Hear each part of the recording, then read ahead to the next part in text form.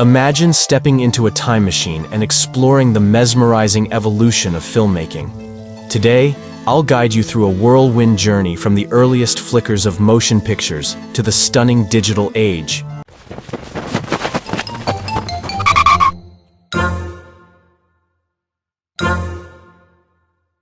We'll discover how groundbreaking technologies and visionary artists have revolutionized the way stories are told on screen.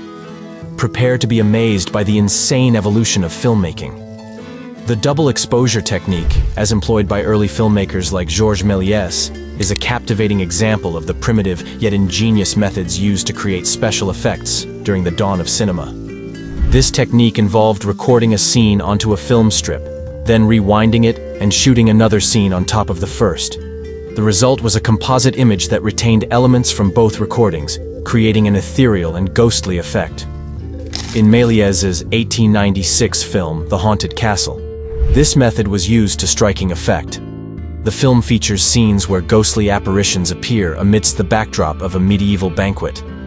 The specters seem to materialize out of thin air and interact with the physical environment, much to the amazement of the film's audience at the time. This was achieved by Méliès, filming the actors dressed as ghosts separately, using minimal lighting, and then superimposing this footage over the banquet scene.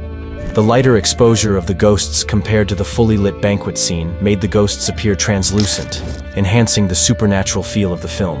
This rudimentary effect, simple by today's standards, was revolutionary at the time and opened up new possibilities for narrative storytelling in film. It allowed filmmakers to explore themes of the supernatural and the uncanny, making the impossible seem possible and captivating audiences with visuals that had never been seen before. Double exposure laid the foundational work for the complex visual effects we see in modern cinema, proving that with creativity and innovation, even the simplest techniques can produce profound impacts on film artistry. In the Roaring '20s, as the film industry sought to captivate audiences with visions of modernity and technological marvel, the use of miniatures became a pivotal technique in the filmmaker's toolkit. This era saw directors like Fritz Lang pushing the boundaries of what could be visually represented on screen.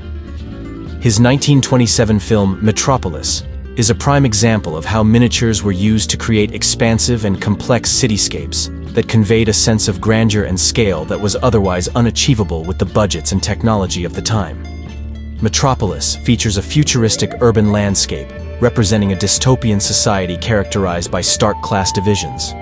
To bring this vision to life, Lang and his team constructed detailed scale models of towering skyscrapers, sprawling industrial complexes, and intricate transportation systems. These models were carefully crafted to include tiny windows, ledges, and other structural details, making them appear realistic when filmed.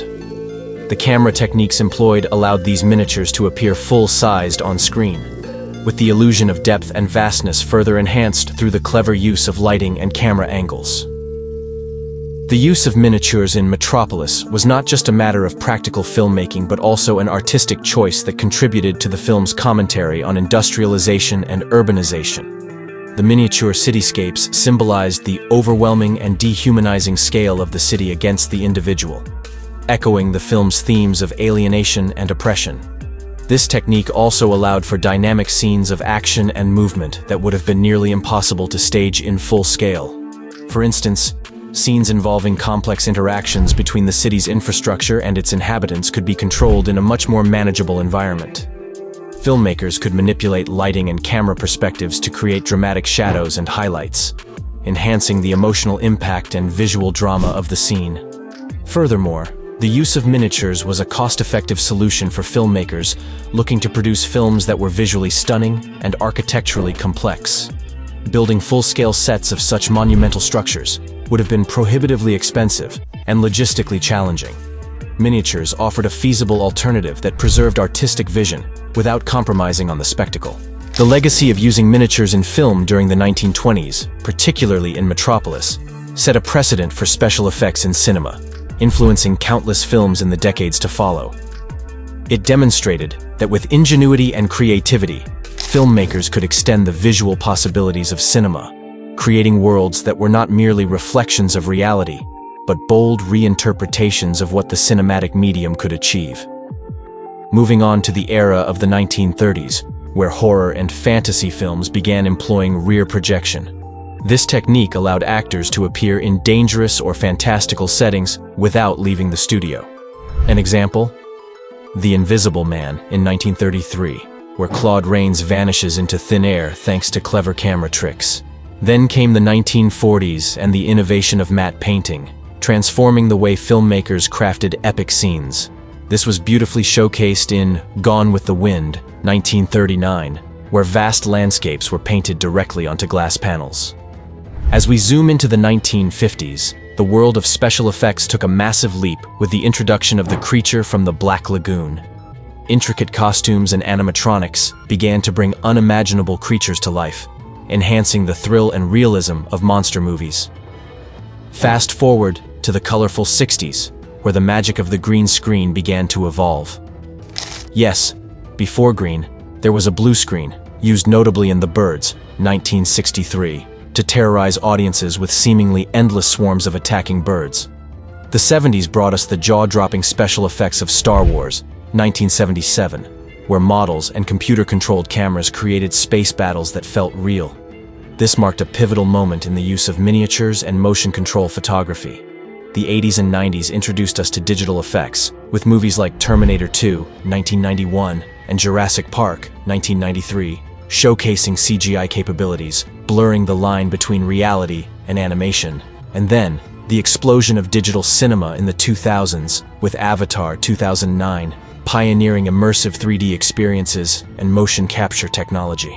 This film alone revolutionized how we perceive digital worlds.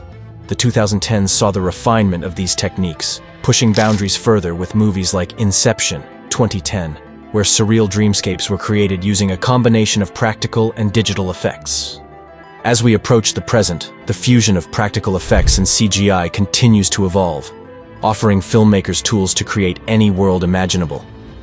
The line between digital and practical effects is increasingly blurred, making the impossible possible on screen. So, what's next in the evolution of filmmaking? How will emerging technologies like AI and virtual reality further transform the cinematic landscape? Only time will tell. But one thing is for certain: filmmaking will continue to evolve, surprise, and inspire us for generations to come.